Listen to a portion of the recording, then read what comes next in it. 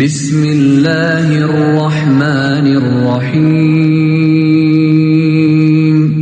سبح اسم ربک الاعلی الذی خلق فسوى والذی قدر فہدى والذی اخرج المرعى فجعله غثاء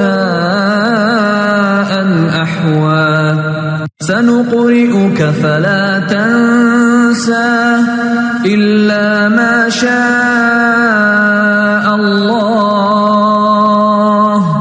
إنه يعلم الجهر وما يخفى ونيسرك لليسرى فذكر إن نفعت الذكرى سيذكر من يخشى ويتجنبها الأشقى الذي يصلى النار الكبرى ثم لا يموت فيها ولا يحيا قد أفلح من تزكى وذكر اسم ربه فصلى بل تؤثرون الحياة الدنيا والآخرة خير وأبقى إن هذا لفي الصحف الأولى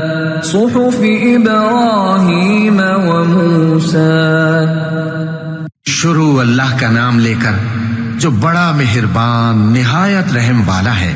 اے پیغمبر صلی اللہ علیہ وآلہ وسلم اپنے پروردگار عالی شان کے نام کی تسبیح کرو جس نے انسان کو بنایا پھر اس کے اعضاء کو درست کیا اور جس نے اس کا اندازہ ٹھہرایا پھر اس کو رستہ بتایا اور جس نے چارہ اگایا پھر اس کو سیاہ رنگ کا کوڑا کر دیا.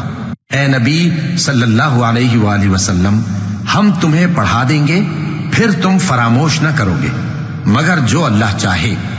وہ کھلی بات کو بھی جانتا ہے چھپی کو بھی. اور ہم تم کو آسان طریقے کی توفیق دیں گے سو جہاں تک نصیحت کے نافع ہونے کی امید ہو نصیحت کرتے رہو.